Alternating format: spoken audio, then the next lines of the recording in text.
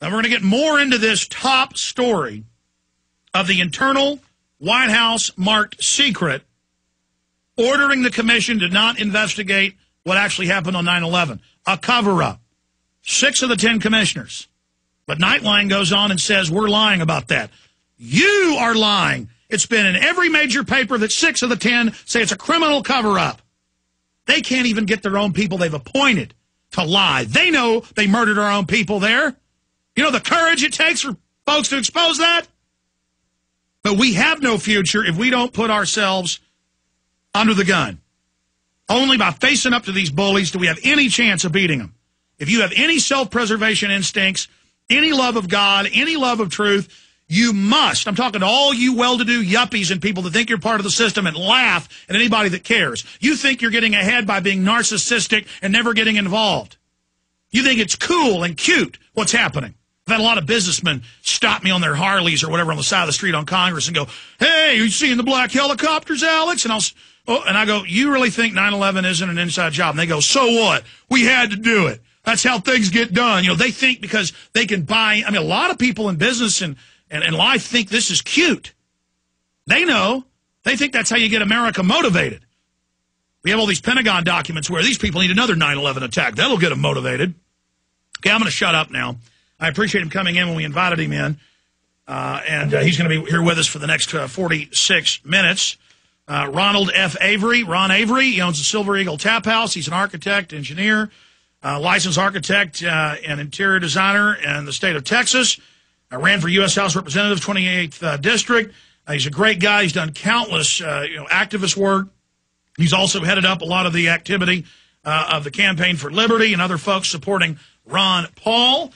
And he is here with us in studio, and he's going to be heading up a big event this weekend at the Doubletree Hotel. And we have that press release. In fact, we'll get a document cam shot for folks here in a moment, up on Infowars.com.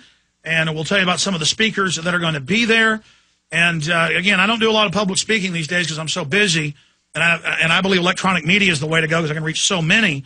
But I am going to this because I want to support what they're doing. They wanted me to speak for longer. I'm only speak 30 minutes because I want to give more time to the architects, engineers, the former head of Star Wars program, Dr. Bob Bowman, and others that are going to be at the Texas event coming up this Saturday. But, Ron, it's good to have you here with us. Hey, it's great to be here, Alex. We're going to break in about 5 minutes, and we'll start getting into your abbreviated breakdown. You're going to be doing this with some larger models and things at the event. Right. And we'll also get into this latest news. But how did you get into 9/11 Truth?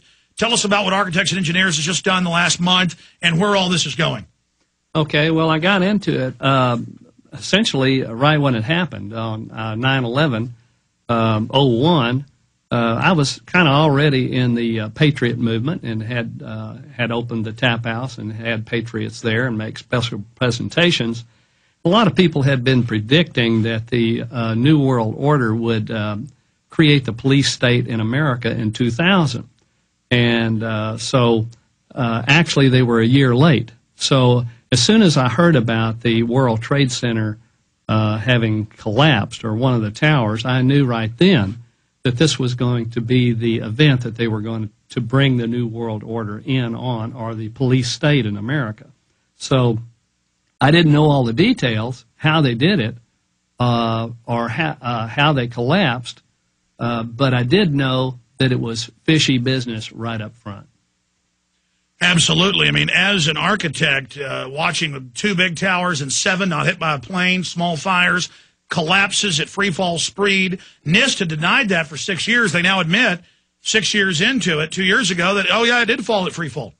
Yes, at least part of it did. And we're going to have a gentleman there at the meeting, Derek Johnson, and he will speak on Building 7 and the NIST report as well.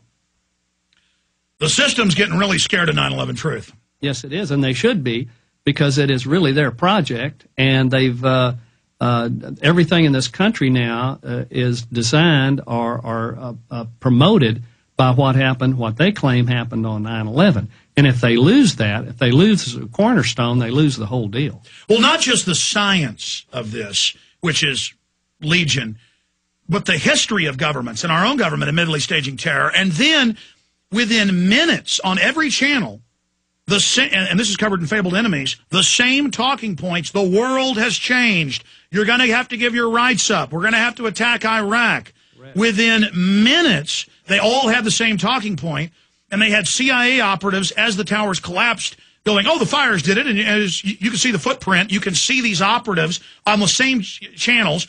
BBC did a false start 25 minutes before. Later was admitted Reuters gave it to him. I predicted that because I could tell it was a script, 2 channels simultaneously, and CNN, so 3. The exact cover story of Solomon Brother Building 7 falling exactly how it did before it fell. So just like in Asia and Australia and New Zealand, a few hours before they even released the name, they just arrested him, of Lee Harvey Oswald. It was already in the front page of their papers. So they have some screw-ups. And again, the evidence just goes on and on and on and on. But they did this. There's no doubt. Oh, I believe it too. Now I will. Let me say something about that though, because this is the way the media targets people like us that are trying to get to the truth of 9/11, what happened at the World Trade Center and Pentagon. They say, well, I can't. Do you actually believe the government had something to do with this? And you know, let me clarify my position on that. When I say, or when someone says government, to me, that means everybody in government. That means everybody in the FBI, everybody in the Central Intelligence Agency, everybody everywhere. And I don't believe that. In fact, I don't believe the FBI had anything to do with 9/11. In fact, they killed the former anti-terror head. No, I agree with you. It's criminal rogue networks. But here's what I'd like to say, and this is what none of them have been able to come back on me with, is that I believe we have a foreign military operating in our country and doing these things and pulling these things off, and we have some high political operatives that are protecting these people so they can operate in this country. And if you're an American, you ought to be concerned about a foreign alien army, military operating in our country. We need to discover these people and get them out of here. And I would guess you're talking about Israeli involvement? I sure am. All right, well, you can go there, and we'll also talk about how all these intelligence agencies interlock. We're going to go over a presentation as well with Ron Avery, and we're going to tell you about the event coming up this Saturday, Doubletree Hotel.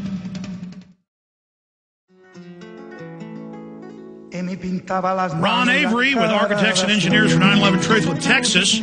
In 50 states, they're having press conferences. We need everybody to call the media and to tell them to be at this event coming up this Saturday at the Doubletree Hotel. The press release is up at Infowars.com. Give us some other websites, Ron, where folks can find out details. You can go to meetup.com /Tap House. That has a lot of details on it. I believe you can go to Facebook, and we have a Texas Architects and Engineers page there that you can look at. We Are Change San Antonio. That's right. We Are Change San Antonio. What else? SilverEagleTapHouse.com. We'll have some things on it, and you can chip in there if you want to. We'll need a little money to pay for this big room we're getting. Now, is the event free? I haven't even checked.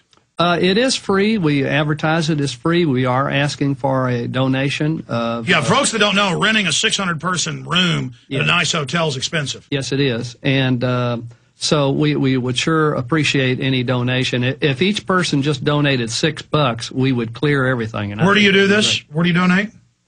Excuse me? Can they just put it in the kitty when they get there? They sure can. They sure can. And hopefully they can be marked. I think they will be marked so they can come and go all day. It is an 8-hour event. It's a big thing. Absolutely. We're going to talk about some of the itinerary, but let's get into the subject that you brought up. I don't get into this a lot because it's so complex and it can be used either way. And the establishment from day one always like to say, look at these 9/11 truthers are saying Israel did it. When you look at England, Israel, the United States, the Anglo-American establishment, as it's called, I think with Anglo people, that's just what the globalists call it. These intelligence agencies are all merged. And it's what Tarpley, and I agree with him, in his book Synthetic Terror, it's groups from all of these organizations. It's like Al-Qaeda got Saudi Arabian funding, Pakistani, Israeli, U.S., and British. It's always the same actors, but I do agree that they find a strong brigade for all. I mean, it's been in the Haaretz and Jerusalem Post that Israel has fake Al-Qaeda groups. I wouldn't doubt that. You're into a lot more of that than I am. All I know is I'm a Christian, and I know what the Western civilization should have been.